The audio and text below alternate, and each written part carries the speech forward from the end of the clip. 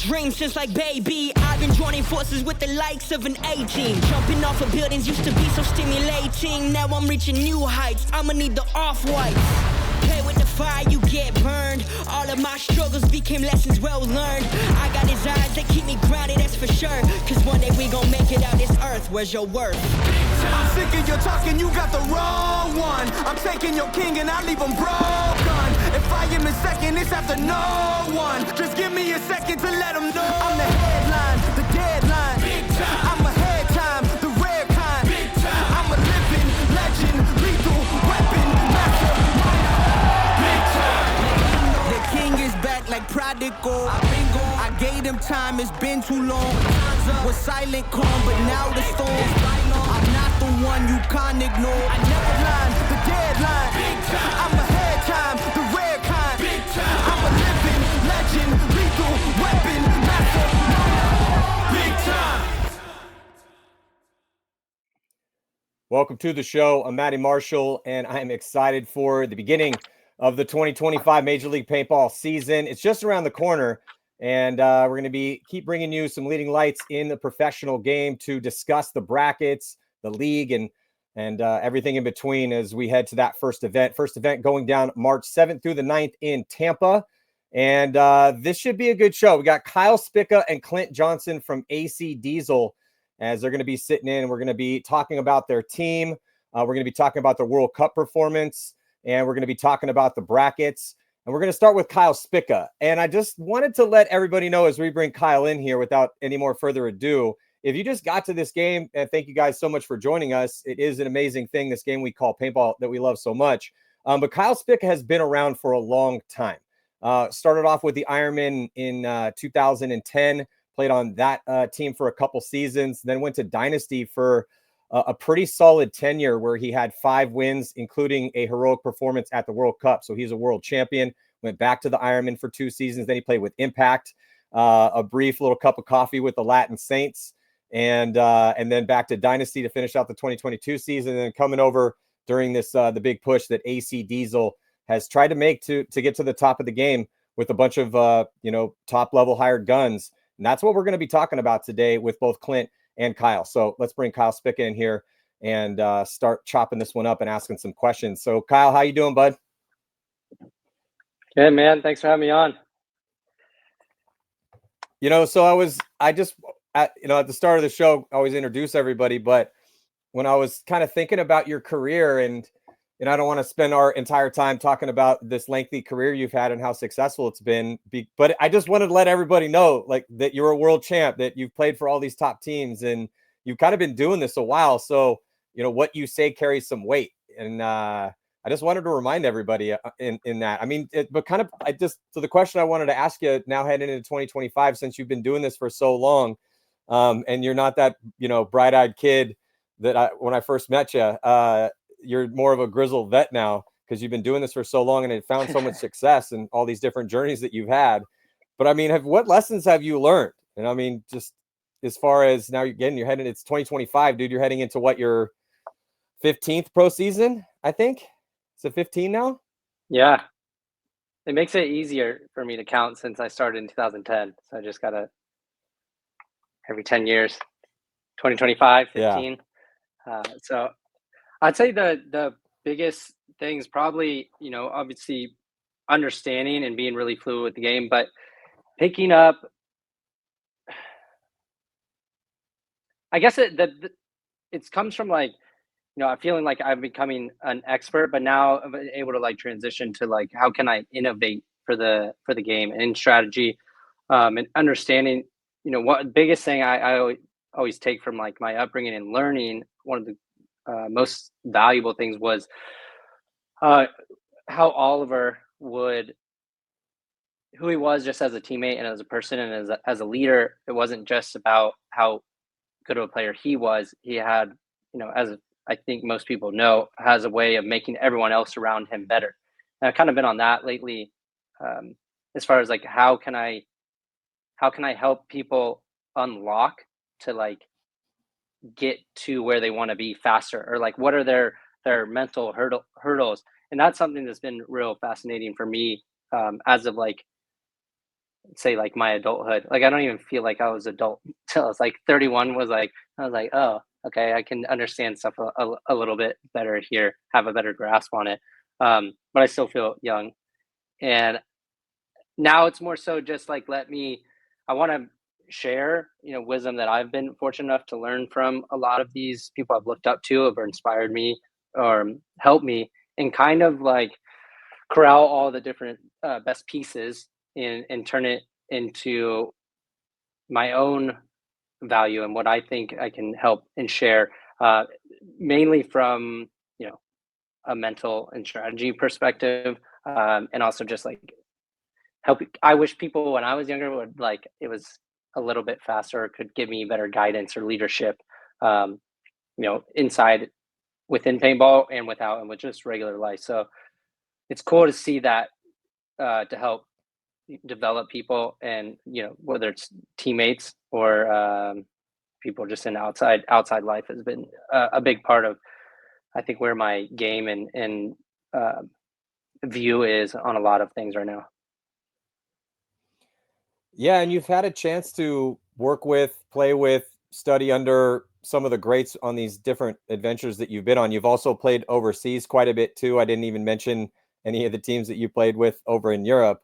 And then I was counting your wins. I think you've put up 8 big wins in the States on teams. I mean, I'm not counting wins overseas. I'm just counting either PSP or NXL wins, including that big, that personally heroic performance that you had at that 2015 World Cup for San Diego Dynasty. So yeah, and what you just said, I think is very true.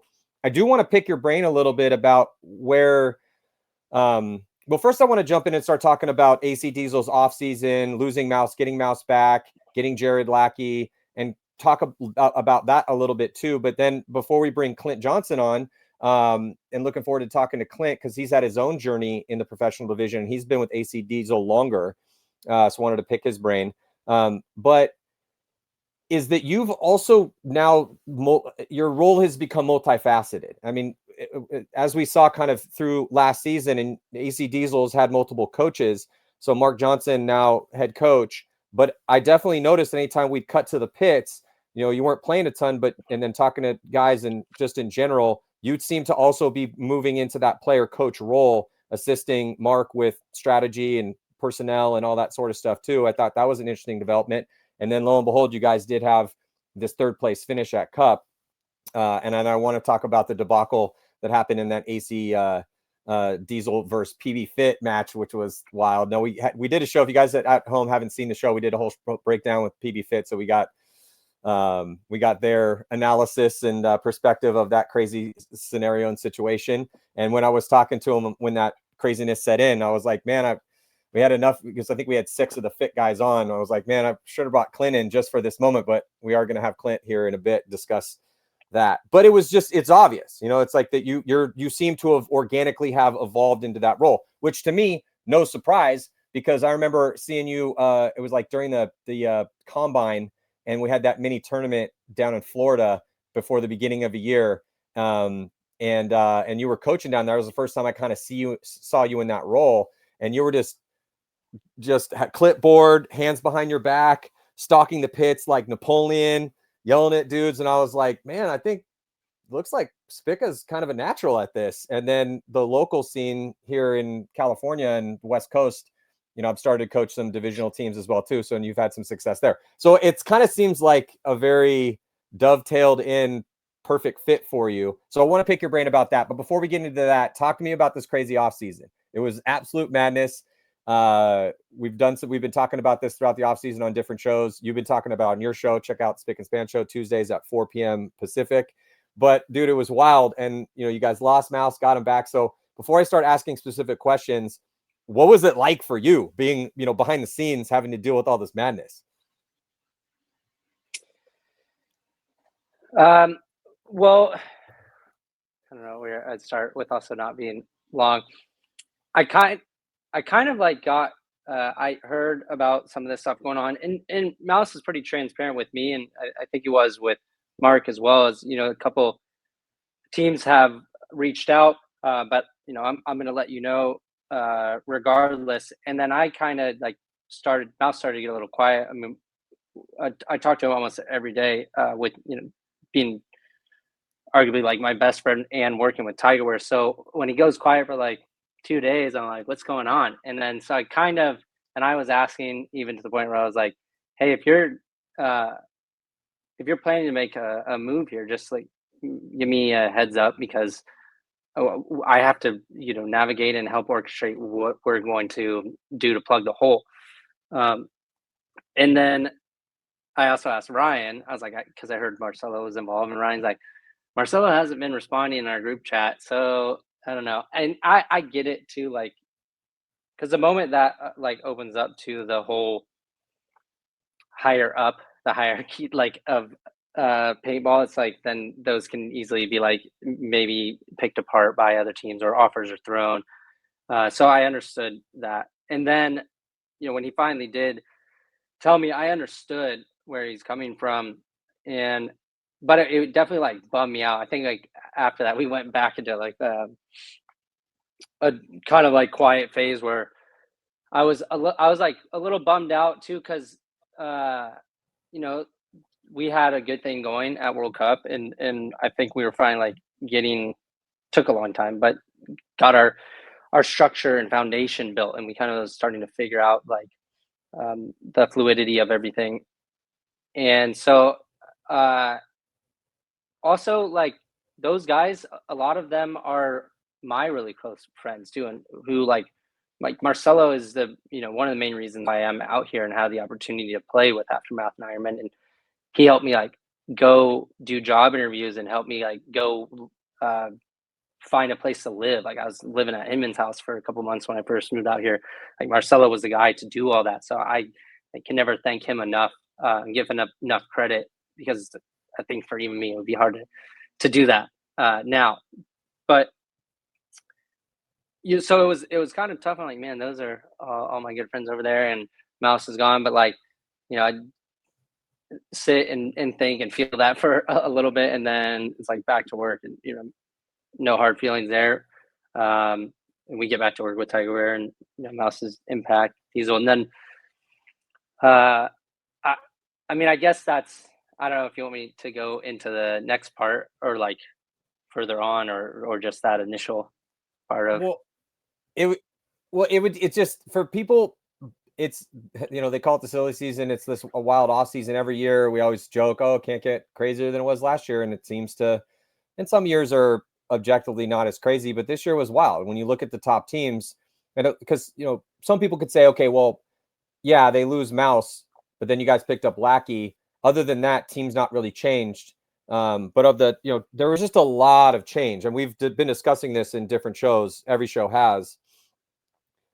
But I just wanted to get your insight on how kind of crazy that is for people that are on these teams, and for guys that are, because for every team you'll have your owner, and then or whatever the company, it's different for every team. It would take a while to break down the structure for every single team. But then you also have your kind of quote unquote general managers too, or your guys that are the people that know a bunch of people and have to, put out feelers to see, oh, well, did you hear this? Or did you hear? It's absolutely wild. And so I just wanted to get just a sense of, and let the people at home know how actually kind of crazy that is day to day, having to deal with all that lawlessness and all that changing of the, information, and who's going to go where, and can we get this guy or not? How much does he want? It's just, it's kind of a job. It's difficult. Yeah. Somebody has to do it. Well, it's I guess some like funny points to allude to that. Like when all this was going on, and there's like, the scramble of the off-season scramble of what you're going to do, and that this was even a bigger sense, I guess, to give like some layers of it a little bit more in depth, is we knew we had to get some players, and we had some names thrown around, and we were pretty like sold on some of those names. And then they went to other teams. So then we're like, all right, what's something else here? An interesting thing too is before Mouse had departed to Impact, we actually reached out to Joe Barrett, and he was happy where he was with Infamous, and said it would require a lot for him to make the move, however you want to take that monetarily or whatnot things. And so that didn't work out. We basically parted our ways. Then, not sure exactly like how the Joe separation from Infamous happened. But then we kind of, I think, maybe like slept on that a little bit, because I think Joe's a great addition for any team. I think he's actually a little bit underrated, because people don't like. I give him high respect too, because he views the game a lot like I do, and knows that it's not just solely on having the best players. There's a lot of like back end stuff too and he's really good on that, and the theory that goes into it. So then that didn't happen, and we're still like we're good like at the current status of Diesel Lake, and we're still going to make it work. We're good. Obviously we're losing an extremely good player, elite player, but we still felt strong. And so we got picked up Lackey, and we're like, yeah, everything seems good. I'm trying to like think here what piece that I was just missing. Oh, a funny anecdote. I was saying, like, my girlfriend through all this, she's like, why don't you don't want to have like a glass of wine, or like go and have some drinks? So like that off. I was like, this is exactly when I can't, because I have to be like firing on all cylinders. And like I even had a chance to go to MXL when all this was going down, and I turned it down because I'm like, I have to be like, this is like majorly on call for any opportunity, any shifts. You have to be like fully aware the whole time. So yeah, it's stressful. Like I knew Mouse has had to deal with that, 2 or 3 times now when he thought it was over.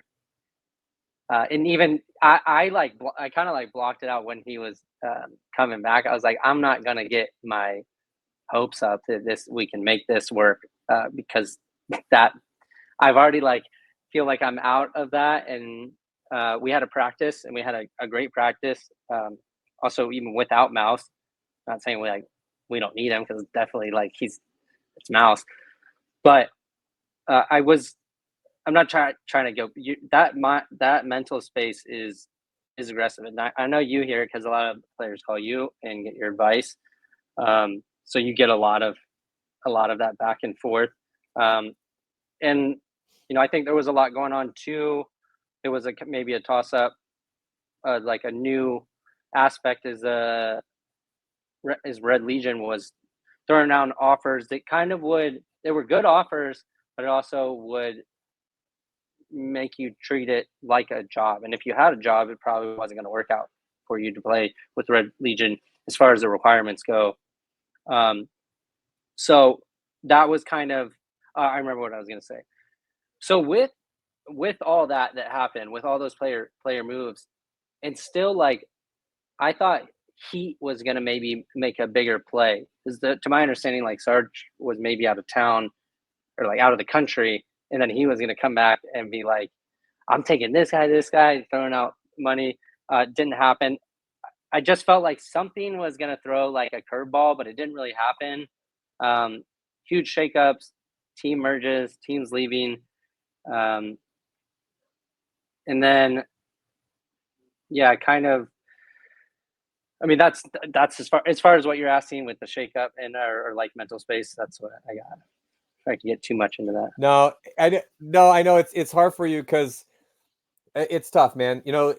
We try to bring as much information to the public, and explain how things work. But when I ask, depending on who I have on the show, I have to ask certain questions, and sometimes they just can't answer stuff, because if you want to run a tight ship over there, like not everything can be for public consumption, because, that's how whatever, again, pick your simile or your metaphor. But sometimes when you're working behind the scenes to try to make these deals happen, you can't be broadcasting all your moves until it's actually done. But I have to ask the questions. So let me ask you this, though, speaking of a slightly hard question, and I'm not asking you to speak for Mouse, but Mouse, I mean, was it just about the money for him? Because, or was it something, or was it both? Was it was it just straight, hey, I'm a mercenary, whoever's paying me the most, that's what I'm doing? which, and you can steel man that argument. I mean, it's his profession. He gets paid to do it. He's the top earner, and he's been leading the charge on that end for a long time now. So you could argue it from that side of things that, he has a duty to himself and his family. He's not married, he doesn't have kids, but maybe one day he does, and the bigger nest egg he can build doing this thing, because this ends. You can't do this forever. That's just the facts. I mean, maybe he'll be Greenspan and still playing at an elite level, well into his 40s. That is one of the cool things about paintball, but it does end at some point. You cannot do this forever. So I get that. But was there more there? Again, I understand. The only reason I'm asking this is you're his buddy. So I got to ask these types of questions. So from your perspective, based on what you're willing to say, what do you think it is? Do you think Mouse is just it's just a mercenary move that it's like, all right, well, hey, dude, like what did Chappelle say that one time? He's like, I mean, I like Coke, but, this week's Pepsi's paying me more. So I'm going to drink this delicious Pepsi and it's refreshing. Drink Pepsi, or is it, or is there more to it than that? So I guess like within, not speaking for him, obviously there's monetary value in it that plays a role. I know for sure, though, Diesel wasn't the only team that was offering him, about the same, relative numbers for him to come at Diesel. Part of his decision to do that, which was, I know for him personally, it was an extremely hard decision.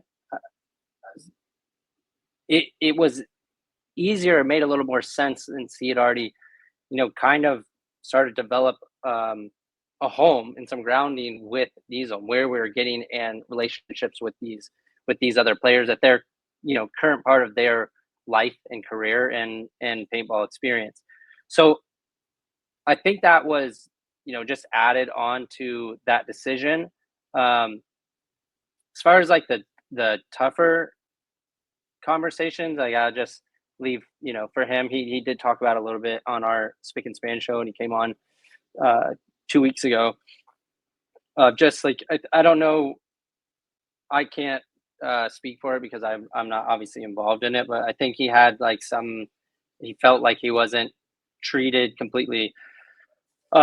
He didn't feel like he was treated as he should, maybe with the Impact organization. I don't know whether that was current or some things in the past, and then just the way of this conversation, this new conversation went.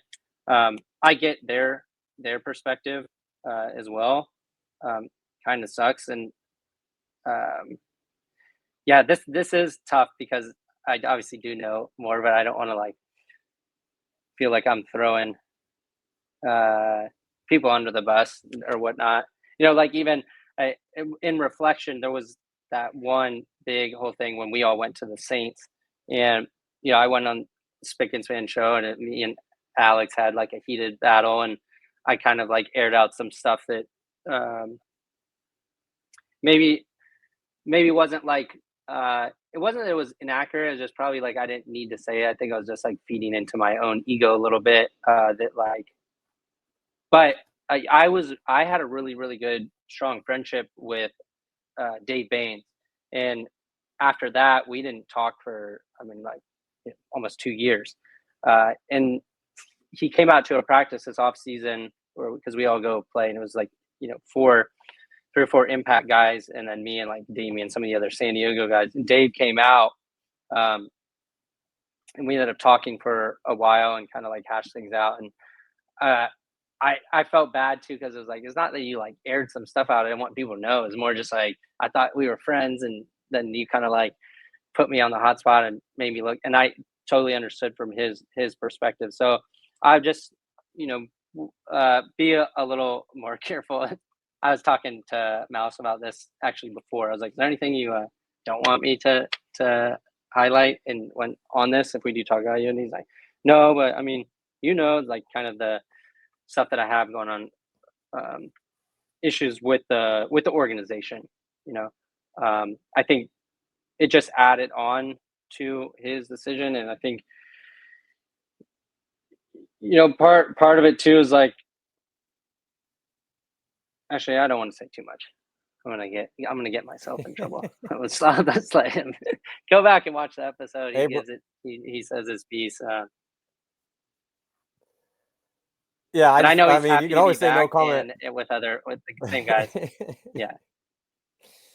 Yeah, no, it's just it's tough. I'll tell you what though, if paintball ever wants to utilize the most entertaining element or one of the most entertaining elements of the professional division, if this ever could be a thing, which is, I mean, if you just put camera crews on the top pros and watch how all the things happen in the off season, now that would be a show people would watch, and it would really make everyone want to Sure. watch the season. But the problem is, and this is, I mean, I've had this problem over the years, like trying to get guys to do interviews. It's like, hey, dude, I understand you want to talk about stuff, but the more that people know, the more they want to know. There's a billion distractions in the world. You can literally look up anything you want on this phone, and there's 1,000 channels on the TV, and there's a ton of other things to do. Why should anyone give us their attention?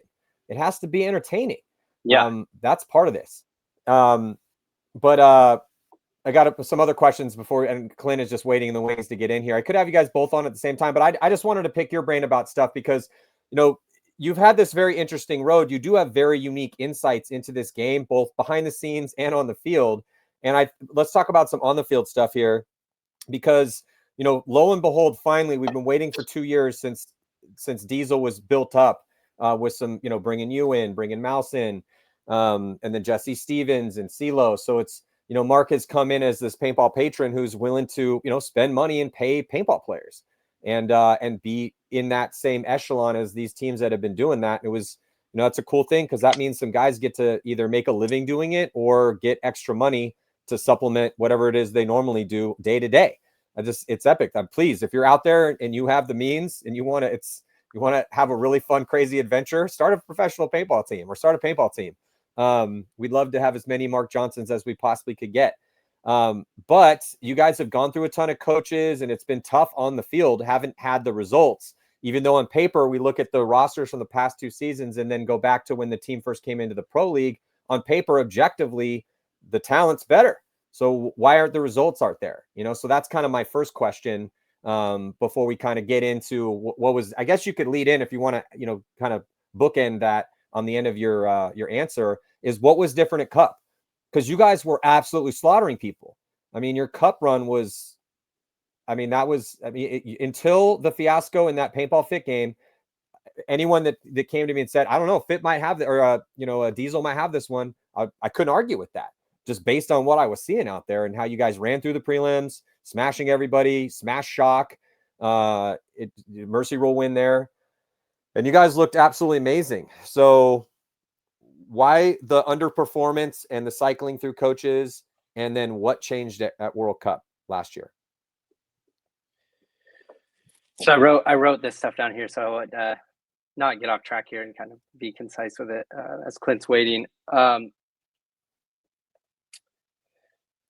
I would say, so one thing too, kind of to allude, you know, where my biggest asset, and I think a lot of the teammates would agree with this, of where I can help the most. Like, best way I could explain it is kind of in a analogy that, like, you know, if you have an orchestra and you don't have a composer, but say you have, you know, a middle of the pack orchestra, but you have the best drummer in the world in your orchestra, but you have no composer, and you have like a drummer that's like maybe, you know, half his skills, it still would be beneficial to have that drummer be the composer, so it all sounds good. You know, otherwise it doesn't matter if you have like the best drummer if there's no composer. Then no one has any guidance on which way to go and intent to carry out things and overlook and see where mistakes are. And I've kind of been lately in that, you know, thought process through my role on Diesel, is kind of, in a sense, if, you know, if I play my best paintball of all time and I shoot, you know, 4 people every point in the entire match and we lose the match, like even if I had the best game of my life and I won't ever be able to replicate it, I'm still gonna feel like shit. So I'd rather to be able to like assist. I'm like, I want to use my strength. Like I can be that player, that elite player, if I put all that focus into it. But that doesn't necessarily bring success for the whole team. So if I can bridge those two and do both, but also like take a step back when needed, like if it's our strategy, everything's broken. If I can come to the back end and make us like better because I'm bringing everyone up and everyone understands, the game from a different perspective or the strategy. That's to me, that's more important. Like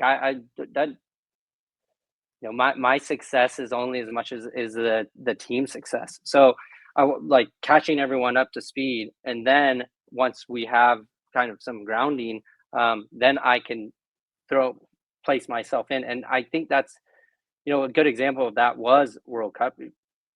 From the practices leading up to it, like we really dissected that field and figured out a lot of good things. And I spent a lot of time, which kind of sucked for me too, because I wasn't getting a lot of reps. So I didn't know everything to as good of an extent that I wanted to. But there's guys on the team that they receive information. And I don't want to just say guys on the team. That's everyone in the human population. You receive different than someone else. And I think that's one of my strong suits, is being able to like figure out where to like get that aha moment. And I know you, Matty, like if you're talking to someone and you understand social cues, if they're not really listening, they're just like, yeah, But if you see them kind of go like, oh shit, it's like it snaps in and it sticks. And then that they value it and they're going to implement it. And I think, I'm not trying to slander any coaches, but I see this not even just with, some a little bit maybe with our previous coaches, but I see this like all over the place. If a team's like, if you have a team and they're really good players, and then all of a sudden, they're not playing good in like the middle of a practice, or like a guy gets shot a bunch in one match, like you're gonna really fucking like ridicule this guy that you already know and trust him. That like that's paintball. Anybody can get shot. It's something else. It's bigger. So I think that like as coaches that are listening to this, like you like don't just put it all on the player. Like it's also your job as a coach to figure out how to unlock them so that when they can quickly get over that, because everybody has that. Everybody has bad matches. I mean, like J-Rab at the first event of 2023 with Diesel played god awful. Like the ice swears like the paintball is like magnetic to his goggles, and he knows this. It ended up having to be like he got sat towards the tail end of that. But that's not to its entirety like who J-Rab is. There's something else there, and it's I think be a little bit more proactive with figuring out what that is, and take different routes. So that's one area where I feel like if I can help get the best, not just for the team but for themselves, like players Jesse and BJ and like Ice and even Clint, which Clint's just a beast, and he's very what's the word, like self-sufficient. He does it on his own, but like a lot of these guys have immensely improved, not just their understanding of the game, but like consistency. And I wanted to talk about two, which I was going to say a second ago, but we went to a practice a few weeks before Mouse came back, and it was against X Factor, who's had Archie back. Like I think they're arguably one of the top teams right now, and we did well against them the first part of the day. They adapted, they came back, and then we struggled, like immensely struggled, and it kind of caused some rifts, and we got a little heated. And I expressed it, well, they're adjusting and we're adjusting, we got to adjust again. And then we had a really good rest of our practice. A little hour slot of really, really bad. But worked it out. And then I was talking to Mouse. He's like, "You guys missed me, huh? You had a bad practice?" I was like, "No, it looks that where we feel like we should have been in that finals match at World Cup, that carried over with like the confidence and the swagger and the way people move and believing in themselves and trusting in your teammates into practice." So I was like, "Yeah, Mouse, is fucking great to have you back because you're like a sixth man on the snake side. You give us like you get like an extra life with you over there because you make a lot of the right decisions majority of the time. So it's obviously helpful. And honestly, too, what I think it's even more helpful is like I'm pretty adamant about like my belief about like my understanding of the game and innovation and that I can make other people better. That when having Mouse back, I think allows me to do that a little more. Because if we have a really small roster, I can't get that outside scope of what's going on as well. Versus we have a little bit bigger roster or someone like Mouse back, they can see everything that's going on in the game, and then I can kind of play both roles to understand both sides of it is where it really flourishes. And I guess one thing I was thinking too at Cup that kind of sucks. I don't know if I like brought it up too much, and we had talked about it before, was that where I think the coaching too like really comes into play is like we saw looking at fit that Cyrus like would always go out to the corner, and he always opened with that. They were where they had some deviation was on the snake side, whether they went pocket over there or actually went into the snake. So we keyed up on Chavez, shot him off the break. We win 0.1 because I think for the most part, people that have a lot of understanding this game know that as you get into those final rounds, shooting someone off the break is like pretty high chance you're going to win the point because nobody's making mistakes at that point. So we get that, we win the first point. Then, my thought process is like, well, you didn't go to the snake off the break, the first point, which most people were going. So you kind of have to roll the dice there because if you do it twice, you're for sure going on the third point. And that second point leaves like some interpretation. Maybe they won't do it again. But we also roll the dice and we put focus and bet or guess, a highly educated guess that they're going to run snake. We shoot him off the break. So that gives us 2 in a row. Then the whole thing, fireworks start to set off a little prematurely with the Cyrus and BJ thing. And one thing that I think we missed, and as you talked to Clint after, I don't think he knew this either. And the information, if the information did get to some people on the team, but not like that, I wish that would have got to me because I would have set the precedence, I feel like, for us as a team to know. And let me backtrack a little bit. So BJ, you can't physically touch another player or like run. And so he gets suspended. It's kind of hearsay, but to me, I don't think what Cyrus did was that malicious. I think for the referee group, they were trying to set a precedence, like don't let this game get out of hand. And maybe they didn't have to suspend Cyrus. Anyway, so that happens. And I go into the next point because that was in my head who I wanted to try to take out of the game because he was always in that float zone. Like even if he got shot, he would go back to that float zone. That for me was like who we key up on next. So after this happened, Cyrus wasn't there. And I was like, oh, okay, we'll just play. Let's have like an even breakout assortment of guns. Chavez has figured out how to like not let us shoot him off the break. He's not out there. Next point, Cyrus is not out there again. I'm like, where is this guy? So then I think that was, I forget, but I think it was like fourth point when the Clint situation happened.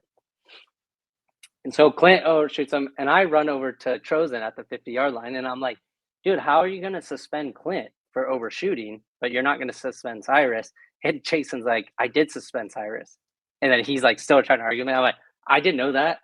You win the argument. White flag. I'll go back. And then I'm like, did you tell? Like, how come we didn't know that? He's like, I came and told you guys. So I don't know who he told the information didn't get to, but I'm pretty sure, I can't speak for him, but like, I don't think Clint would have, I'm not justifying, like his actions, those are on him, but I don't think Clint would have felt like, an inclination to do that if he understood that Cyrus got suspended for the match for overshooting. I know I didn't know that, and I know Clint didn't know that. I think things might have been different, and so like, but that was, I guess, just some perspective why like all those components are fucking important. Like, it doesn't just matter like how good your players are performing. Like everything has to like work and have cohesion to flow well, so that you can get to those points. So it's like you got to understand the controlled variables, and let the ball decide the rest. Yeah, no, and we're gonna bring Clint. We're gonna bring Clint Johnson in here in a second, but I had to go and look at my notes real quick because I take intricate notes on all these games. But it started in point 3. That's when BJ was the one left alive and came out of his bunker and kind of shoulder checked Cyrus. So after heading into point 4. It was 2-1. You guys with a lead because you guys started off with a lead, and so this is where I mean, when I go back in the history of paintball and all the games that I've seen, as well as you guys were playing with a lead, yeah, man, at some sort of mental check on everyone, like, hey, they just suspended both dudes, so they chucked Cyrus out of the game too. They're not messing around out there. Let's chill out, because you guys still had the initiative at that point. And then it got off a little bit of the rails. They came back and tied it up. They had a good response, and then ended up taking the lead because in it was the next point too. So let's bring Clint in here. But before we bring Clint in, Darren, can we throw up the graphic for the bracket? Because before I let Kyle go, I want to get Kyle's thought on the bracket. What are your thoughts on the bracket before I let you go here, Kyle? Again, you guys are in a pretty nasty bracket, depending on how good Royal City Sea Dogs and Aftermath are. Every time we have these conversations, ladies and gentlemen, when you're looking at what's the bracket of death, it really depends on how good those top teams are up in the top for a reason. Obviously, with a lot of change in these rosters, that's why this is going to be a really fun one to watch. I don't know if this is the bracket of death, though, because I just don't know how good the Royal City Sea Dogs and Aftermath with the huge change they had for their roster this year. But you guys are coming in stronger than you were last year with the pickup of Lackey. Damage, definitely stronger than they were last year. And then Legion, they were the series champions. So what is your thoughts on your bracket before I bring in Clint Johnson and ask him about the wild and crazy PB Fit AC Diesel match at Cup? So looking at it, yeah, there is some tough matches here. But I do think, Aftermath is going to have to do some rebuilding. I would say that, the Sea Dogs don't have as much experience, and that should be like somewhat of an easier hurdle for us to get over. But I think there's also an aspect of like, we don't know how those guys play. We don't know, like, that's the element of surprise that when you have a new team comes into the league, just like Blast Camp, had a little bit of success early. A lot of teams have, new teams have a decent turnout in that first tournament because nobody really understands like their play style and what their players are capable of, or also their weaknesses and how to exploit their weaknesses. And I feel like after how we performed at Cup, I think that was like what was needed for everyone to unlock. Understanding that a big part of this thing is mental. Those two teams are arguably like some of the hardest teams in the league. But if we can overcome that, and also like 2 years of conditioning of what had happened to us. If we can like remove that from our thinking and just go forward with what we know now, we do well and beat those teams. Then we played a lot of really good paintball just in the prelims. It's going to set us up for a strong rest of the tournament. But yeah, I mean, earlier in some of these last 2 seasons, I would have been like, God damn it, we got a tough break again after getting like a 19th or 18th place in the prior tournament, and then if I saw this, and I'm like, ugh.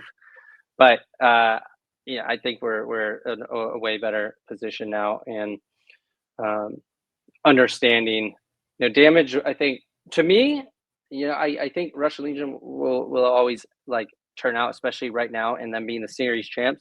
But damage also has a couple different pieces there with the biggest thing, Chris Shear and Skinny Kevin coming over. So you bring over knowledge and experience from Dynasty to add it in with an already good team. So now you're looking at like a different version of damage with this most of the same players and better players coming in.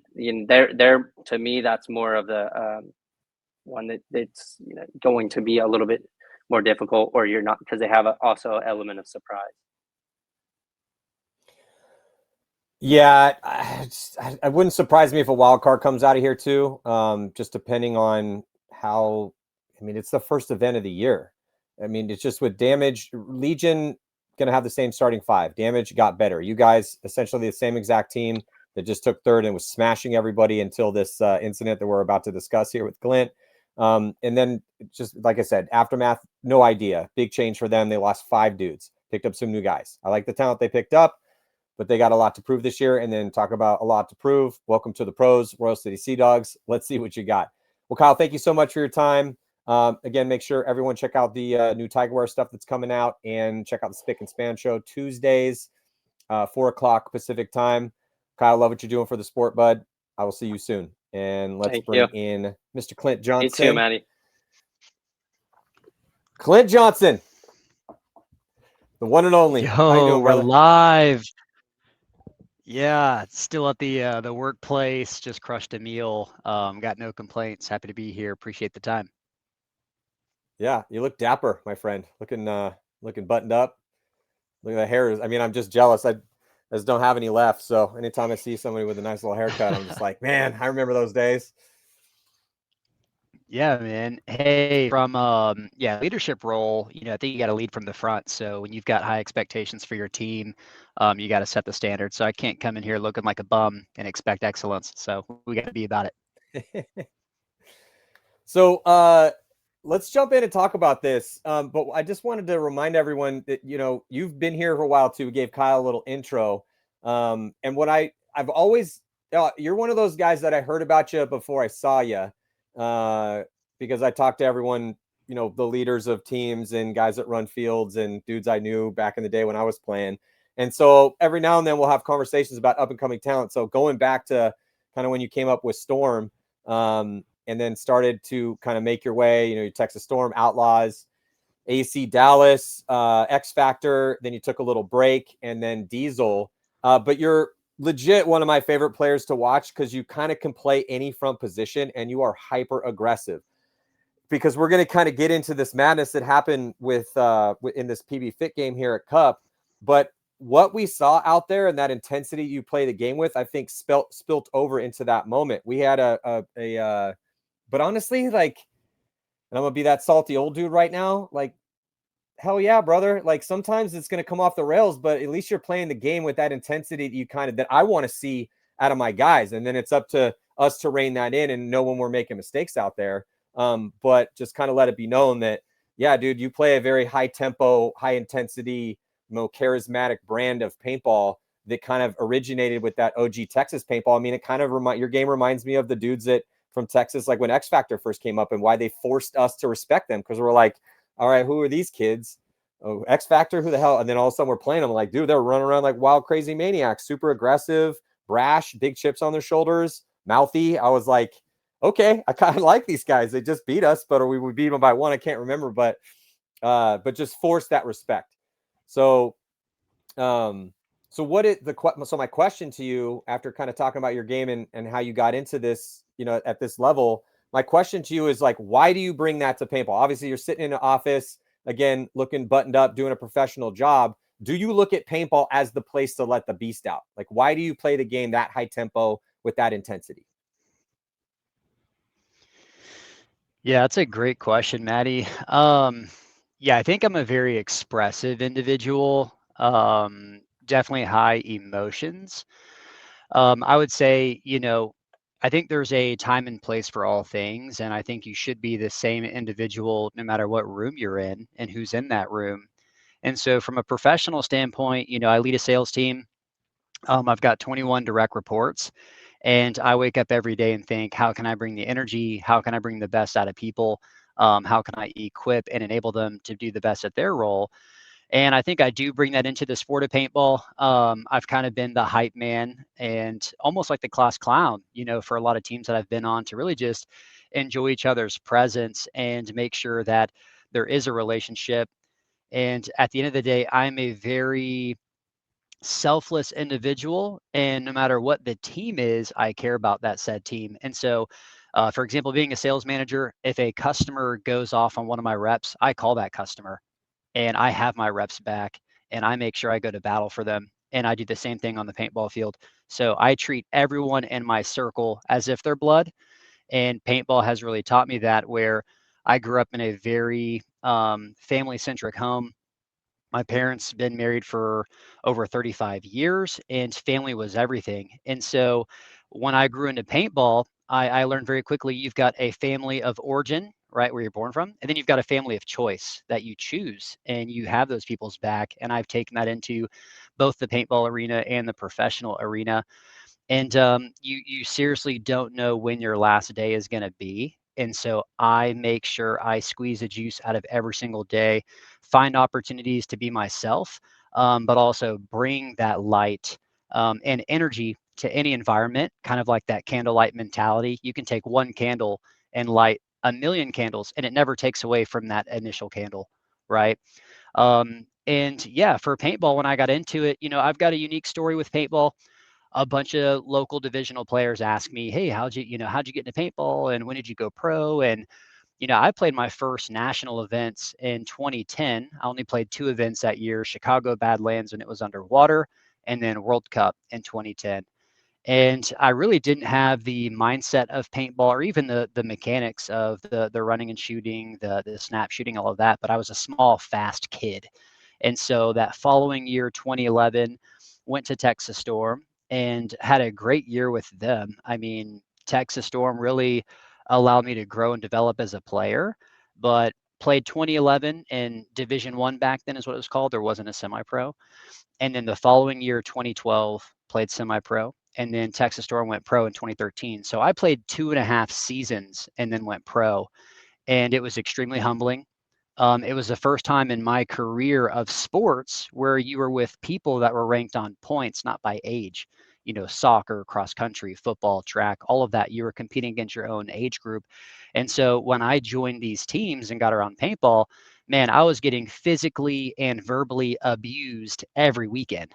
And there's a point in your life where are you gonna run away from that clown in your nightmare, or are you gonna turn and run straight at it? And so, man, I am the most competitive individual in the room, whether we're playing paintball or we're playing Monopoly, whether it's a 5-year-old or a 50-year-old, and I'm coming to get mine. And I think it's worked out very well for me. Have I had some hot head moments? Absolutely. But I think I thank God for those opportunities every day, because there is no testimony without the test, and you've got to go through things in life that humble you. And paintball is extremely humbling. There is no soft way to learn. It is a beat down mentally and physically. And so I'm grateful for all of it, the highs and the lows. Oh, well said.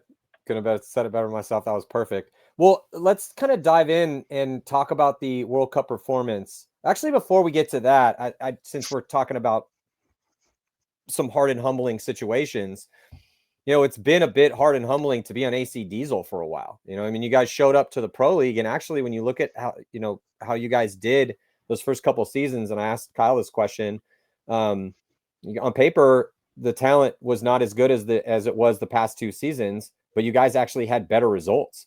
And then you guys head into the past couple of years, and it has been the definition of hard and humbling. I mean, beginning of the 2022 season, 2023 season, when I heard Mark was going to go in and really start kind of pushing his weight around and trying to hire some guys. I was like, and I talked to him about it at the first ICPL event of the year, and I was like, yeah, hell yeah, Mark, good for you, man. Like, I'm glad that you are a man of enough means and love this game enough that this is something you want to do. You're providing a giant opportunity for a lot of guys that have given their lives to this. I think that's a really cool thing, man. I wish you the best of luck. It is going to be difficult, though, when you start forming these superstar teams. From experience, brother, like, just be ready for this. And he was like, I'm all about it.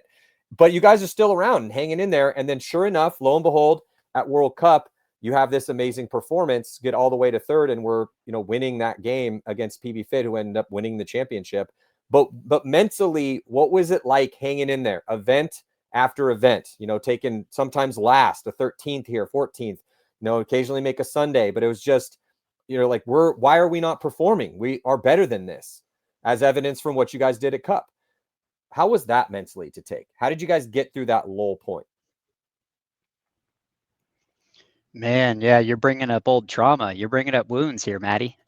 No, Sorry. yeah, it was Sorry, bud. humbling. It was very humbling to say the least. Yeah, let's think that, yeah, 2023, that first year of kind of the recreation of Diesel, regarding who we brought on and high level players and names that anyone in paintball would know. Man, I think there's a lot of variables. It's hard to say it was just one thing. I took a year off. I played with San Antonio X Factor. That was back in 2017, and took 2018 off to really focus on my marriage and my career. And that following off season, I got a call from Mark. He's like, "Hey, man, we've got the semi-pro team, and we just need a little bit of, an addition from the mindset and the mechanics of paintball. The experience and someone willing to do the work. And here's kind of the desired outcome." So got back into paintball in 2019. We earned the pro spot. But what a lot of people don't know is the year in 2019, we really had a core 4 roster. There was only 4 players that played every event that year. And so every event we picked up 2-ish players, and we player coached. We never had a legitimate coach in semi-pro. And so we went from, that kind of track record performance. I think we only won 1 event that year in semi-pro, actually. But, made Sundays and did fairly well, but only won 1 event and won the series. And so 2020, we went to the pro division. We added a few more players to the roster, but still didn't have a coach. But what we did have is a track record of our roster, how the players operate, how the players think, and we're able to maximize our strengths and try to minimize our weaknesses as an organization. And we made Sundays without any help. And then you go to the following year there, because the first year of our pro career was 2020, which there's only 2 events. So then we go into 2021, same thing. We're making Sundays, we're beating big name teams, and it was kind of that next hurdle to get over. So I leave the team 2022, take another year off, focus on my career. I played 1 event with the team, and that was the NXL Texas Open, held out at Giant Party Sports. That was the blind layout event that Damage won. And so it was local in my backyard, so I didn't have to miss a bunch of work, so it made it easy. But that was kind of when the struggle bus started with the team. There was a lot of moving parts in the roster, who was kind of coaching. And so that's where Mark really kind of evaluated the organization and said, man, we've been doing this for far too long. Let's bring in the talent. And I think the first variable that went wrong with that is we practically doubled our roster from the original size of AC Diesel. And then we tried to go in with these coaching opportunities, right? And so not only are you looking at an increase in players that you're managing, you're also now kind of recreating an identity and who is the leader of this organization. And you saw that variable continue from different leaders that we brought in, from the Mike Hinmans, the Ryan Grays, you name it. And I think the biggest pain point at that time for our organization is evaluating your team and knowing how to use those weapons, and also how, a role is to bring out the best in each and every person. And again, I've been in sales my entire life, didn't go to college. And so, in my opinion, if you want to make money, you get into sales. And so a lot of analogies I use are what I've learned in sales. But one thing of managing people, especially in sales, I've learned there's kind of three personality types you're going to be managing. And the example would be, your sales rep is either a dog, a horse, or a tiger. And what I mean by that is the dog, if you don't feed it, it's going to starve. If they do a trick and they go potty, you got to give them a treat. You got to rub their belly for them to duplicate that effort, right? It takes a lot of your attention and you got to nurture it. And then you've got the horse. The horse is going to gallop when you're cracking the whip. But when you stop cracking that whip, the horse stops galloping. And then you've got your tigers who are born to kill. They will eat lunch and they're full. But if a rabbit crosses their path, they kill it just for fun of the game. And so that can be your team, right? Even in paintball, even as grown men, you could have the individual, Alex Goldman, shout out Tiger Wear, but he's that tiger. Dude's going to go eat. He's going to go perform. He doesn't need the rally talk. He doesn't need the rah. The dude wants to go eat. He's going to shoot 5 guys who want to go do it again. But then you're going to have the players when it comes to doing drills, showing to practice. You got to crack the freaking whip on them. And then you're going to have players who are going to have a bad point and you got to speak life into them. They're going to have a good point. You got to speak life into them. And so I think as we brought in different coaches with a different thought process, maybe they didn't know how to bring out the best of each player. And then you also got to think of it from a coaching standpoint. If you've got 6 players you're managing, right, they're each getting maybe 18% of you. But then you've got a 10-man roster. Each player is only getting 10% of you. And so I think there was a capacity limit we reached with our roster and who was leading it. And again, who was in control and dictating who's playing and how to bring out the best version of them. And so some of the success you saw at World Cup was a consolidation of our organization, removing some of those limiting factors. Mark Johnson is the bread and butter of this organization. We wouldn't be around without the guy. And he knows his players. He knows how to bring out the best in them, especially from an emotional standpoint. And then you've got Kyle Spicka, more of the analytical and logical investigator on what other teams are doing, poking holes in their plans. And you put those dudes together, now we're maximizing our organization and using the weapons in the right way. And I think that was a crucial pivotal point for us as an organization to find clarity and go and perform. And that's what, a lot of people saw at World Cup. Yeah, you guys did great. Let me pull up just real quick to remind everybody on my notes. Yeah, you guys went undefeated in the prelims, 4-0. Smashed Dynamite. You mercy rolled Aftershock, beat the Hurricanes by 3. Had a closer game against the Bears, but 4-2. Just mashing on people. Overall, even with the 5-point loss to Fit, which we'll get to here in a bit, you guys were plus 14, 32 points for 18 against, just crushing. You beat Infamous by 3, had a pretty close game against Scalp, the European champions, in the quarterfinals, and then we get to the ultimate game against Fit. But yeah, the evidence is there. And everyone that was watching, people were coming up to me like, oh, damn, dude, Diesel finally looks like we thought they were going to look a while ago. And so that's why I've just been kind of puzzled. It was one of the greatest mysteries in professional paintball for the past 2 years was why cannot AC Diesel perform at the level that they expect themselves to perform and us onlookers and fans expected. So it was just awesome to see it all come together until it fell apart in the PB Fit match. So let's get into that conversation. I mean, I've known you for a while, and like I said, you are some guys I like watching for different reasons, but you do bring this charismatic spark to your play, and you're incredibly versatile in the attack. You're fast, you're nimble, you're athletic, you're aggressive. You kind of have, every time you had to take your life breaks, I'd always be like, oh man, Clint's not here this year. That sucks for everyone watching paintball. But you had an outstanding event, and pretty much all the guys that were getting the lion's share of the spins at that event. But it was getting gritty out there. Like I said in the beginning of this, it was getting absolutely gritty, and you kind of had to rise to that. And some teams, historically in paintball, some teams had enforcers, and we're not beating people up, but you are pushing people around with your gun. Sometimes bonus balls have to get dished out. We had Zach Patient. This didn't start in point number 2 in that game against PB Fit. It was like that as it was building and building and building throughout the event. in that infamous game, it got a little nasty because, you had a situation, and we talked to Zach about this and showed the clip. Darren, I don't know if we have this clip actually. We racked up some of these clips hopefully for you. Yeah. So this is kind of where, this is the fit. Darren, do we have the infamous clip? Do we have that one with where he punishes Zach Patient after Patient gets in Mouse's face? I don't know if we have that one, but I kind of wanted to start with this because it was getting bonus bally out there. It was getting a little chippy. Obviously it's World Cup, emotions are high. It's the last event of the year. Infamous is also a team that has underperformed this year. And, and Zach's got some stuff he's dealing with. He didn't know if he's going to be able to return this season, how long his break was going to be. So again, tempers are flaring. So talk to me about that specific moment, because, Zach goes and bunkers out Mouse and then gets in his face, and you're just absolutely just ruining his back in that situation. What was running through your head in that moment? Or here it is right here. Yeah, let's give it a whirl. Run the clip, Yeah, Darren, JB. let's run it. Shout out the Joe Rogan podcast.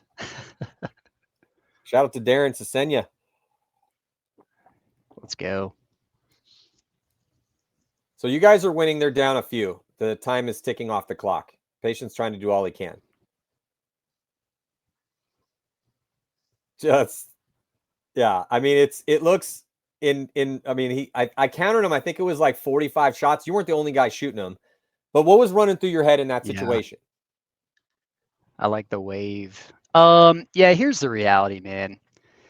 First off, before I even comment on the clip, shout out to the GI paint. I mean, when Zach took those hits, that paint was so vibrant, and I got to give a shout out to GI and Empire, man. That the paint at World Cup was absolutely insane. I was playing the back center on that layout, which is, like you said, Matty, I kind of play anywhere, and I love that about my play style. But it was awesome shooting a shot and knowing, man, that paint looked good, and seeing that paint break off the break. Sorry for the tangent, but got to give a shout out. As far as this clip goes, yeah, I could tell Zach was coming to get Mouse. And so I wanted to make him pay for that. But what was weird from my perspective, when they first bunkered each other, it looked so barrel to barrel from my perspective. I was like, whoa. So I went to throw, a little bonus ball. That's part of the game, baby. And if you don't like it, then quit playing. Sorry about you. Life's hard. Get a helmet. But with Zach, I could tell by body language he was gonna walk over to Mouse, and so I was ripping Zach to kind of keep that from happening, because their pit, as you can see, this point, the side we were playing on, that's the side we were pitting on. So Zach by default shouldn't be making any forward progression to Mouse. So I could tell there was already going to be some kind of chattiness or maybe physical contact, which is so comical as we're talking about suspending guys for physical contact. Zach walks over and tries to, put goggle to goggle on Mouse, and no one's reprimanded. It's just comical. Like, that's a big hiccup in the sport right now, is consistency, which we're going to get to when we talk about the fit match. But I'm not going to hide from that. I've overballed dudes. This isn't my first time, but I've also been overballed. Like, we can't sit here. No one's telling guys in the UFC to punch any softer.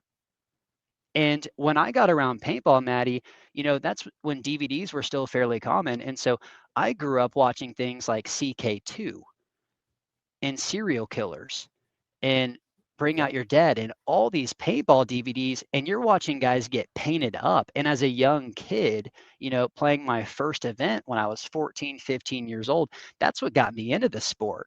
Big hits in football aren't making young kids not want to play football. Big knockouts in UFC aren't making young kids not want to go fight and be competitive. And so if you don't, it's part of the game, man. Just like in football, when the QB takes a late hit, what does that lineman do that's right next to him? He grabs that guy's face mask and rips it off of him. He's not worried about the fine. He's not worried about the personal brand. He is in protection mode. And that's where my mind goes in paintball, man. You dunk on one of my homies, or you come through the center of the field in a desperation point, you're getting painted up, baby. That's the sport we play. That's why we love this thing. No one's excited to go out there and one ball everybody. And if you are, God bless you, but that's not how I play paintball. Oh, preach, brother. Preach. No, I agree. I agree. The thing about paintball is that it is incredibly safe to play. Like, this is not the UFC. When you watch the UFC, half the card is going to go to the hospital. It is what it is. You know, when you watch, Yeah. like, that was, you know, it's just when you, if you're, it's a surfing competition, you can drown.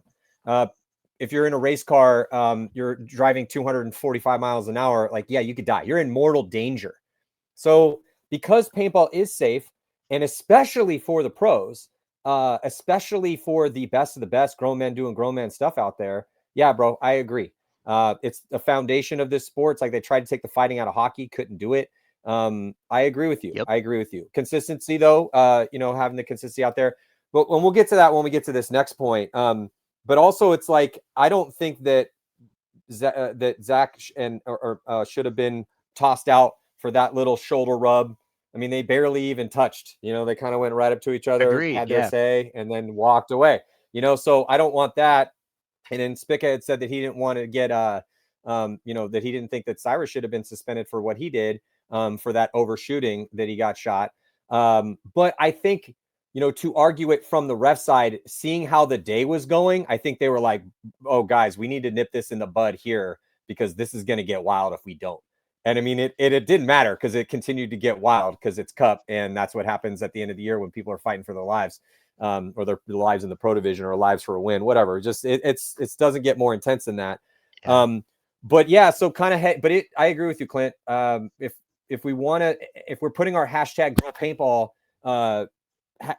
discussion moments on here, we have to be giving some sort of entertaining thing to the world for them to care about this at all. And that's one of the things that paintball has, and it's always been there. No matter how much we try to stomp that down and push it out, it's still there. Like you said, you know, it's like that's the candle that lights the room here for people that get entertained on things, and to get people that want to do that. This is a difficult thing to do, and it's not like dudes are getting, even you're getting paid. You know, you're not getting paid. You're not driving your Lambo back to your, you know, to your mansion, and taking helicopters places in private jets. Anyway, we could talk about that for a long period of time, but I want to jump into this. So take me into your headspace. You guys were mashing on people. You guys were looking the best you had. Definitely one of the names we were talking about is who could win this tournament. And then you're playing PB Fit, another Texas team. So did that play into it too? I mean, that's a team you're familiar with, obviously. I mean, you tell me how familiar you are with PB Fit, but you know, it's two Texas teams, and Texas being a mecca of paintball right now. What happened. They went to win the tournament, but I just want to see what was going on in your headspace heading into that match in the semifinals. Yeah, no, absolutely. And just to circle back, I got to give a shout out to ZP, Zach Patient. Been a fan of him for a long time, and he did take it like a champ. And I think he's also one of those guys. Yeah, he is mainly a snake player, but that dude is aggressive and fights every single point. And so he knew what he had to do that point and go get Mouse off the field, and is a do or die situation. But shout out ZP, big fan of him, hoping he's recovering well. I know Cup was a little rough for him with the back stuff. Just a Clint, I wanted to throw. I don't know if you got to watch, just real quick. I don't know if you got to watch the show. He had nothing but good things to say about you. He's like, oh, I would have done the exact same. He's like, of course, Clint's going to shoot me like that. This is how this is done. I would have done the exact same thing to him if I was in his position. He had nothing but great things to say about you. And that instance, he was like, yeah, man, I knew I was going to take it. It is what it is. Yeah, I was trying to do my best out there and play the paintball the way that I know, but he definitely, as I've said it before in different shows, I mean, he took those shots like an anvil takes a hammer. It was impressive. So yeah, take me into your headspace in heading into that match. Yeah, so man, it really wasn't a thought. You know, Paintball Fit, it doesn't really get talked about, but shout out to the Lukow family. Honestly, Paintball Fit, the location, becoming a mecca of paintball. You know, when I was on AC Dallas, we went out to Paintball Fit out in Waxahachie back when there was only one tournament field. All those nerds were playing divisional paintball. They weren't even called Paintball Fit at that time. I think it was Apex Predators, and they sucked, man. And Colt was way fatter. And shout out to Colt, been putting in the work, losing weight, and he's a solid paintball player. And you know, we were helping those guys every weekend. Trent, Johnny, Brody, all of them, Colt, and breaking down paintball. I'm talking stopping points and instilling mindset on what to do and how to do it. Because again, paintball is just like any other sport. You've got mindset and mechanics.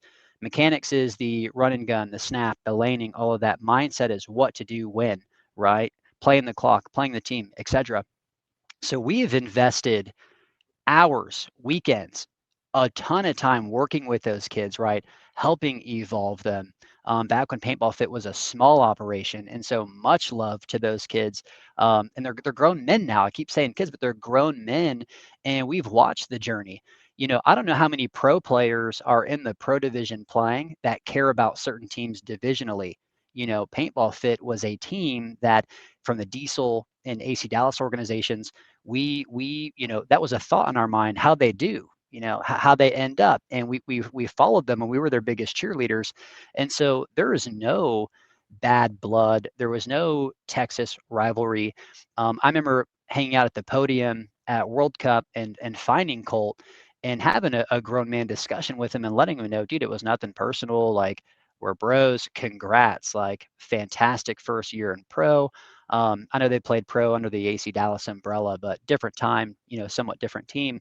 But sincerely, their first true pro year, and so nothing but love for him, for the brotherhood they all have, for that family, and what they've done for paintball. So that wasn't a thought at all going into the match. The reality of that match is, man, let's blow through this team, go to the finals at World Cup. I think in my pro career, this was my fourth third place finish in the pro division. So I've never yet made it past the semifinals in pro.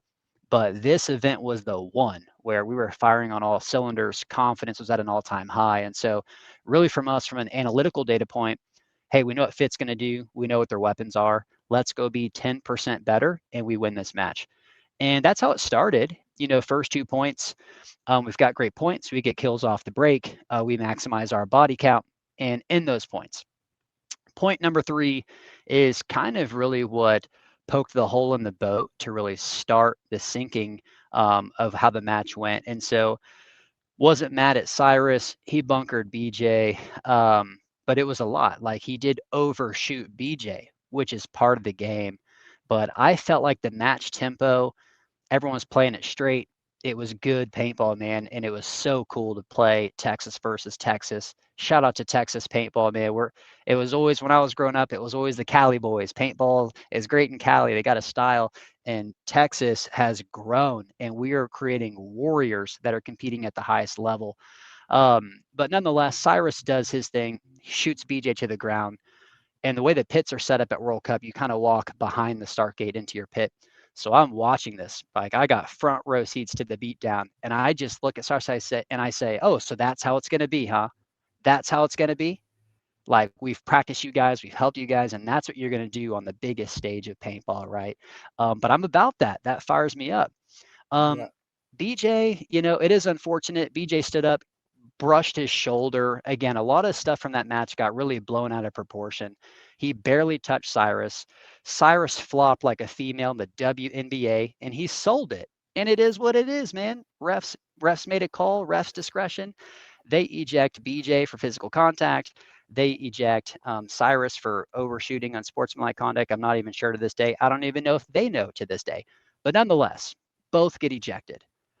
We have no clarity on what just happened. We just know BJ gets put in timeout, and that's that. So, in my point of view, Matty, I just saw a brother again. This is where the defensiveness, the walls show up in my life, no matter what area. But when someone of mine gets put down, you can best believe I'm retaliating. I think we've all seen the movie Boys in the Hood. When Ricky goes down, what does his brother do? He goes on the hunt, finds him in the parking lot, and he gets retaliation. That's how it was for me, man. It was a bull that saw red. And I said, okay, if that's how it's going to be, I'm going to go get mine. Again, we did not get clarity that Cyrus was ejected for whatever he got ejected for, whatever umbrella it fell under.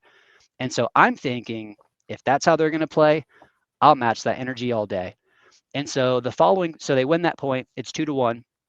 We walked to the far side. I forget the exact breakdown of how that point goes, but I think it was me and Ice left. I was in the back center. I think Ice is on the Dorito side. They win that point. It's like, okay, 2-2, all good.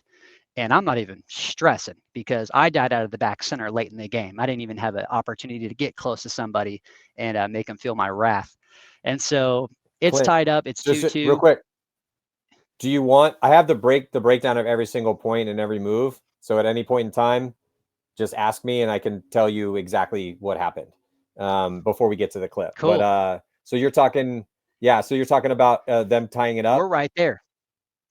Yeah, it's Yeah. 2-2, and then point number With 5 8:40 is where Yeah, I with do my thing. with 8:42 on the clock.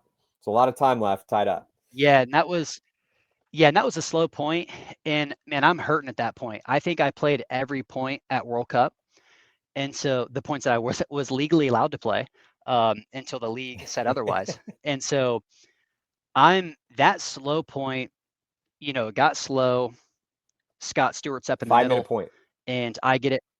Yeah, I get into the snake, and I'm hurting, and I'm like, man, this is a long snake. I'm really not trying to crawl it. And so I'm kind of fishing for some kills. Scott tries to do a retreat move from one of those wedges to the brick.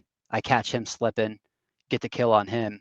And so it's now 2-on-2 situation. I know Chavez is on the Dorito side. Colt's in front of me in the corner. Colt's a great player. Some teams may think, oh, this is a big guy. He's in the corner. He's not moving. I was worried about Colt coming and bunkering me, to be honest. And so I know Chavez is over on the Dorito side. I know he's going to get, quick with it, try to get a kill on a Dorito guy or find a blind shot into me. And so I'm hurting. I get up to the 50 snake. I kind of put Colt away, just that instinct, which is really how I play. I, catch the instinct. I'm going to make the highway move. He's not going to see it coming. So I make the highway move knowing it's a 2-on-2 situation. And this is where, again, I think a lot of it got blown out of proportion. But again, I'm seeing red, a bull seeing red, and I'm going to physically take Colt's head off. So I'm hurting. You kind of tell in my stance as I'm running, like I just don't look fast at all, and I've got a little bit of speed, and so I get to Colt. My gun's pointed down. A lot of people said, unsportsmanlike. He started at his pack and went to his head. Let me tell you something, Matty. I didn't shoot a ball until my barrel was pointed at his head, and I let him have it. I did a full, 180. If we want to pull out the protractor, maybe it was a 270-degree angle. Don't know, don't care. But I made the kid wear it, because that's what he did to my guy right in front of me. Let's go. We're going to roll the Here clip, it it looks like. You can see my barrel's pointed down, and then it goes up to his head. And I think I shot him 2 or 3 times at least, and let Colt have it. He plays the card like, oh, come on, I'm not worried about it. Here's where things get weird. Why does this ref kind of block the path? This was interesting to me. It's almost like a ref kind of getting in front of the lane to run to first base as you're batting. But I'm running full speed at the start gate because Fit still has a player alive. So I run to hit the buzzer. Didn't know I was getting pulled for a minor penalty for dunking on Colt, whatever that is. And so I'm running full speed to hit the button. This ref is pointing at me. He puts his hand on me, which right here you can tell I'm heated. Clearly, I haven't done somebody like that in a long time. And I'm usually not that guy. There's going to be a reason or a season of why I do it. So I'm running full speed. I don't really realize he's pulling me out. That right there, that hand on chest, you don't touch me, dude. Refs do not touch players. And so if they want to sit here and eject me for making physical contact with a ref, I'm curious, did he get reprimanded at all? What's the conversation with these refs? We got to hold people accountable. And I'm not saying what I did was right, but if he's going to have the presence of putting his hand on me in that moment, like, yeah, I'm swatting that thing off of me. This is a moment of where your spouse is mad at you and you say, hey, calm down. You think that's going to help anything? You think that comment is going to de-escalate anything? Come on now. And so, hey, I dunked on Colt. I get it. They want to pull me. But right here, I get pulled. And again, I take his hand off. I did not hit a ref. And I know, Matty, you and the announcers, oh, and Clint Johnson hits a ref. I don't care what the verbiage was. If it brings entertainment to the sport. Hold on. This clip, let's go. Yeah, show me the Carfax, Matty. What happened?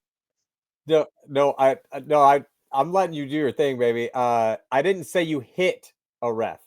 I didn't see it when it happened because I was looking. So to me, it was over because you went through after. So okay, as it goes right here, you definitely bonus ball them.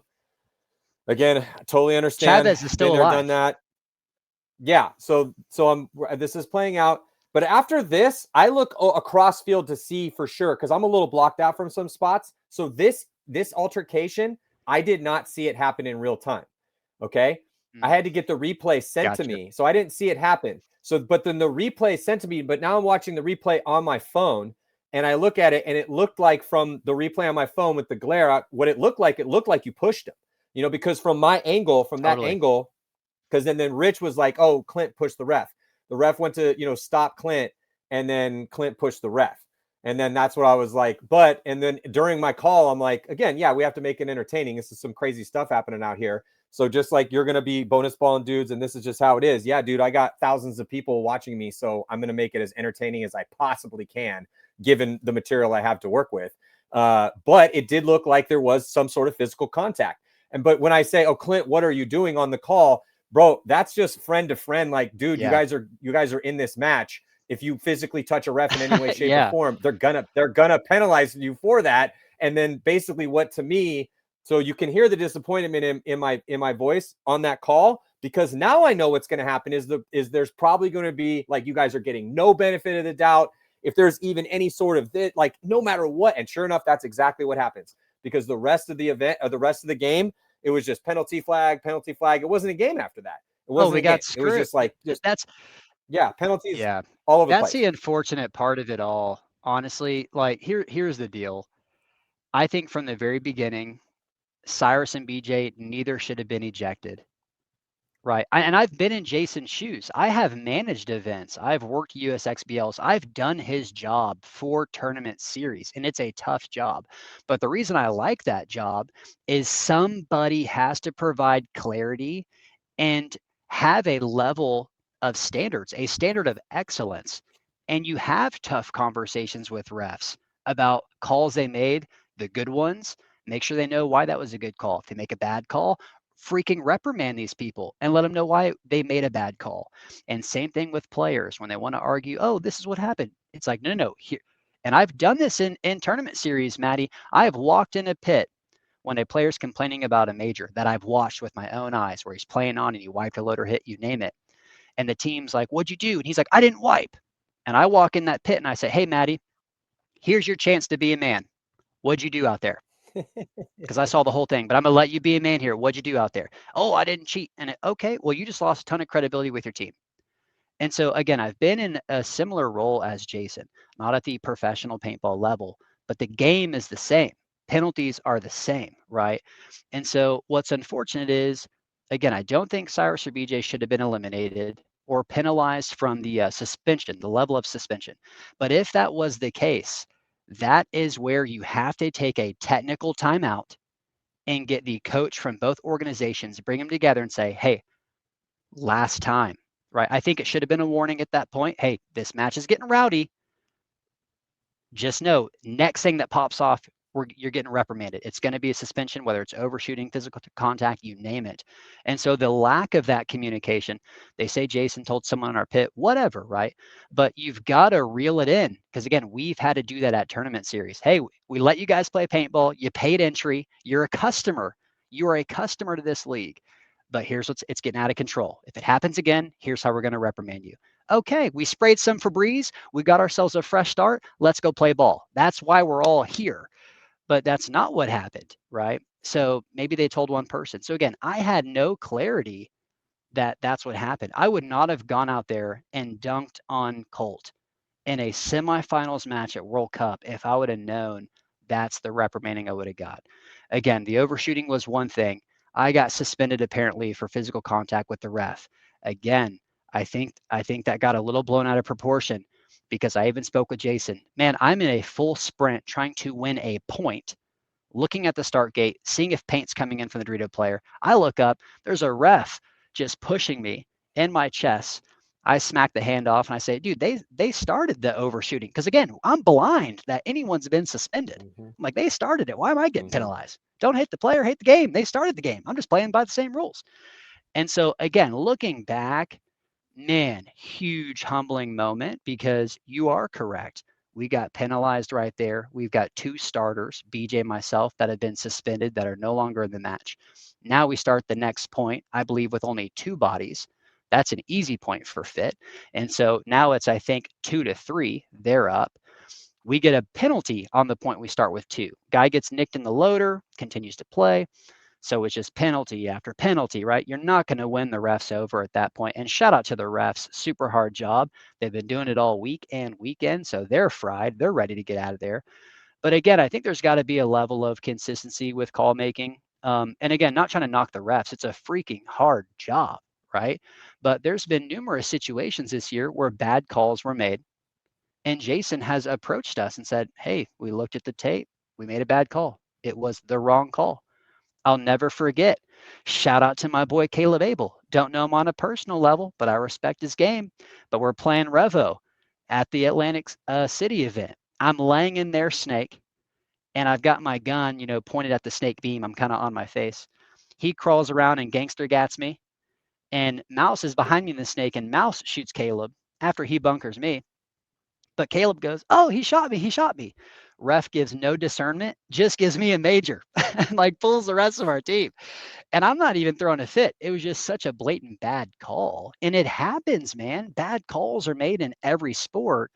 But again, there's got to be a level of accountability and reprimanding. And so it was unfortunate how World Cup boiled down. I think that was our match. And even if it wasn't, the outcome would have been a lot closer for the deficit we lost at. It wasn't a true if you wouldn't have watched the match and you just saw the score, it would not have provided visibility on what actually happened. But also, though, shout out to Paintball Fit. They played the field very well, and they showed up in the finals and performed. And I'm super stoked for those guys. Not taking anything away from them. I just feel like the refs got too involved in that match, and it led from one thing to the next. And I apologize to my team wholeheartedly. It was a bonehead move, and man, that's what happens in life. Like, we are so far from perfect. But I know I'm getting on a tangent, so I'll end after this, Matty. But one thing that I really appreciated about the whole thing is that clip, I believe it was on either Empire or GI's Facebook, got like 10 million views. And I was getting blown up by people I don't even think played paintball, telling me I'm a terrible person, shouldn't have kids, don't populate the earth, blah, blah, blah, blah. And I don't take any of it personal. And I don't take any of it personal because, man, I love paintball. Seriously, I'm at the field almost every weekend. I just did an introduction to paintball course at Giant Party in North Dallas, and there's a bunch of 10-year-olds out there, and I'm investing time and energy into the youth and into the sport of paintball. But for me, Matty, it made me think, holy cow, there's a 10-second clip of me on the internet that people are watching and have an opinion about who Clint Johnson is. And they're so far from the truth. It's made me think about, man, how many videos have I seen on social media or the internet about a celebrity or a person? And now I have an opinion on that individual. And so it's been kind of cool to go through that to really humble me and think about how opinionated the world is. And it's typically more negative than positive. But it is a bummer that that was the outcome and we were right there. But man, it gave us a taste. And I think, sometimes you got to go through things like that to make a team stronger.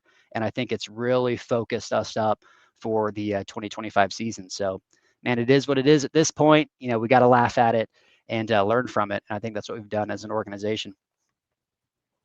Yeah, I just wanted to give you a space to kind of talk through it because I've known you for a long time. And that's why I started this with you. Play the game very competitively.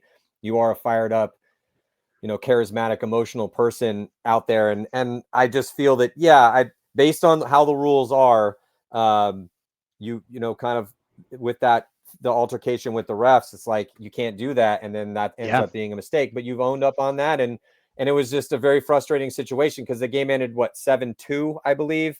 And that would that's why if you go back and listen to the call, I'm like, oh man, because I'm realizing what's about to happen here and what went from again, it still was one of the most entertaining games that I've ever seen at least in the past 10 years. But I just knew what was about to happen because I'm like, okay, AC Diesel's not going to get the benefit of the doubts.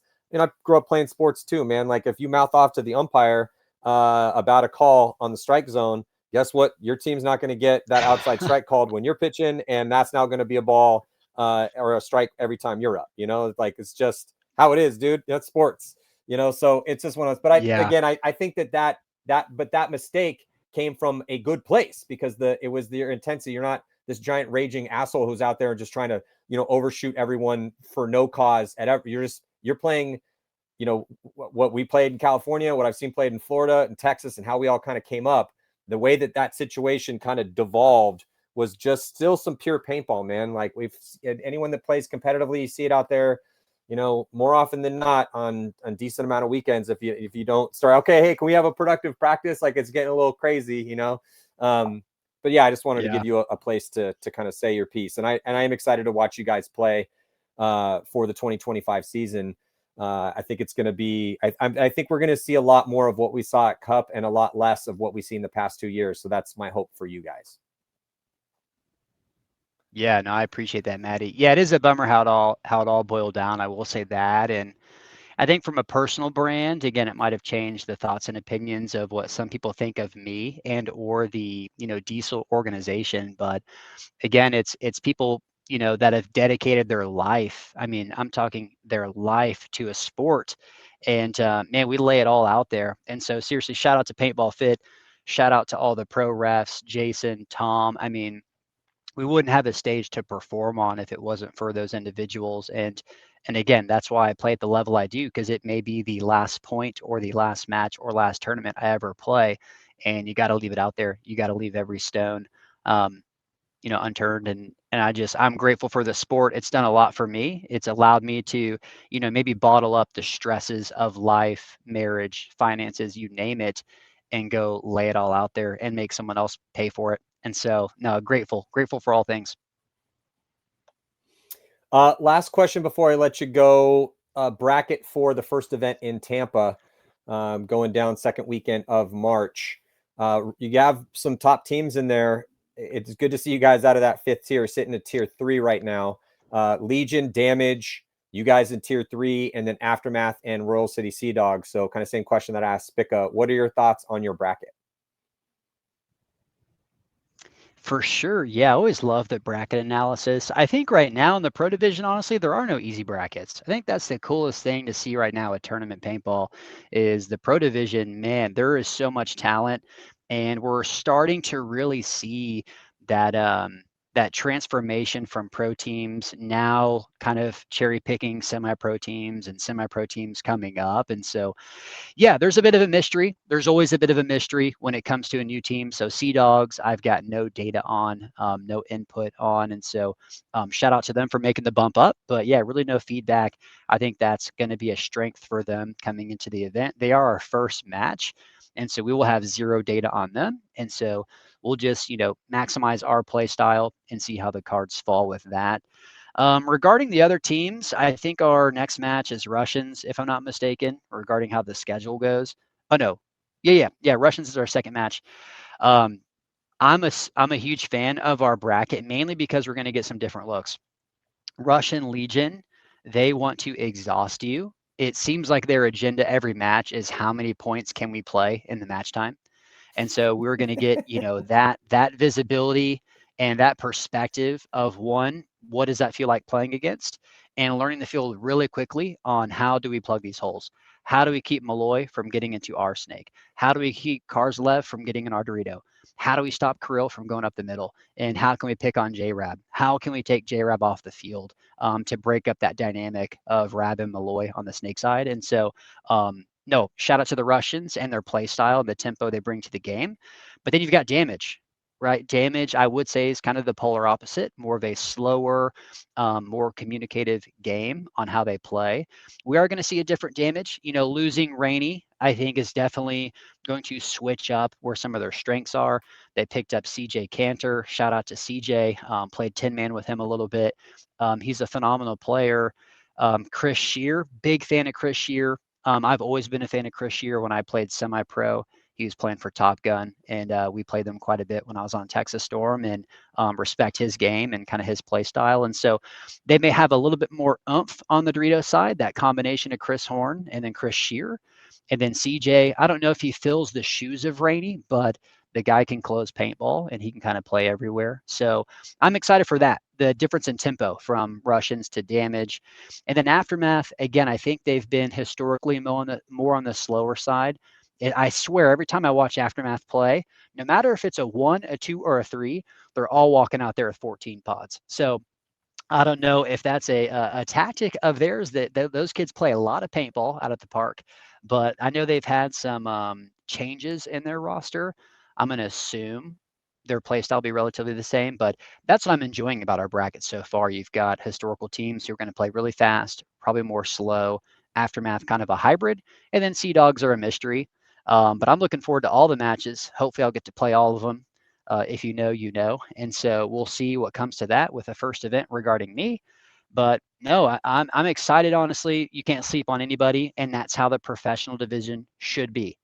Every team should have strengths that you have to adapt to and really analyze on, and the better team should win. There shouldn't be blowouts.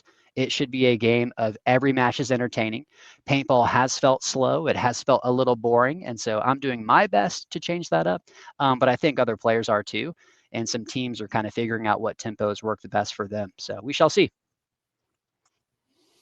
Well, we definitely shall see in, a little over a month, but I'm counting the days down. It's going to be, they're all fun. As you said, you never know when the last one you get is. So, hey, Clint, thank you so much for your time, bro. And happy we got to clear the air a little bit on that. And yeah, Clint Johnson is not a villain, ladies and gentlemen, regardless of what you read on the internet. So yeah, Clint, again, thank you so much for sitting in here and clarifying some of that madness. But you are right. You are definitely making paintball very entertaining for me to watch, and I appreciate you for that. Best of luck in 2025, brother. Appreciate you guys. Thanks for having me on. Looking forward to seeing you in person, Matty. Safe travels. Yeah, for sure. I'm going to see you in Dallas for the trying out some formats grind. I think you guys are going to be there for that, right? Oh, cool. Going to be there for that? Yeah. We'll be hosting that out at Giant Party out in Murphy. And so, yeah, great park, bunch of turf fields. That should be an action-packed weekend, couple pro teams coming out. So, yeah, that's going to be an awesome time, kind of a preseason maximal team scrimmage. And, yeah, get to pilot some things and provide feedback. And, again, try to help the sport of paintball and provide any insight that we can. So, yeah, that'll be a great weekend. So, yeah, I will see you soon. And everyone out there in the paintball world, I'll see you guys soon as well, too. We got more shows coming at you before the beginning of the season, just like this one. So stay tuned.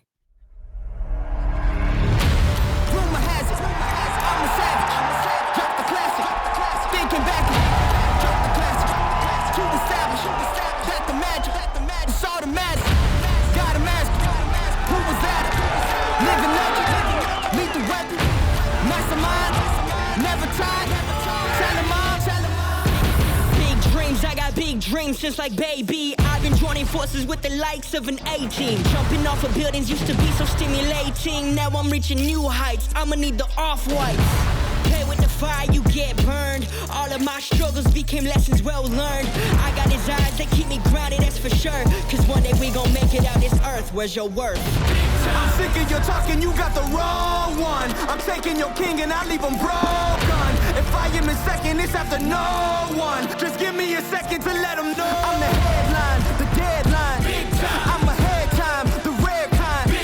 I'm a living legend, lethal weapon, master. The king is back like prodigal. I gave him time, it's been too long. Was silent calm, but now the storm's I'm not the one you can't ignore. I never line, the deadline.